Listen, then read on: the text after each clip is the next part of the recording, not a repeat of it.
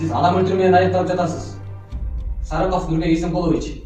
Акыркы жолу сурап атам. Ошол жерде кимдер бар эле? Эмне себептен жолуңар? Максатыңар эмнеде? Жана кимсиңер? Билбейм. Айтпайм дагы. Сен улар болбой эле кой. Ал Шего ошого тартыктуу болчу.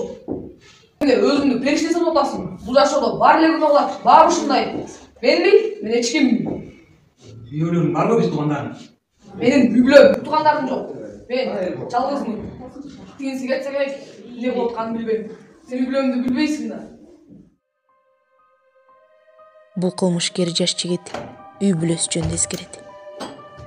Ал кандай кыйынчылыкта жашаганын, атасы күнүгө ичип келип апасын сабай бергендигин, ал эми алардын ичип жегени болсо атасынын уурдап келгендери болгонун айтып, балалыгы баладай эмес, түрмөдөн да жаман болгонун, тынчсыздык, ызы чуу, уруш талаш,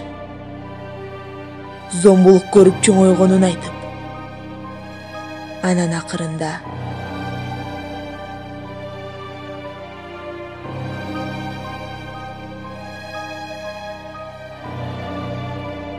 ушундай жашоо шартта менден дагы кандай адам чыгышын күттүңөр эле деген суроолу жоо менен аяктайт.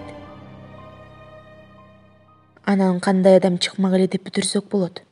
Бирок журналисттер бул адамдын дагы бир тууганы бар экенин угуп калышат. Журналисттерди таң калтырып, ал адам толугу менен карама каршы чыгат. Элдин урматсына татыган коомдук ишмер, бактылуу үй бүлөнүн ээси болуп чыгат.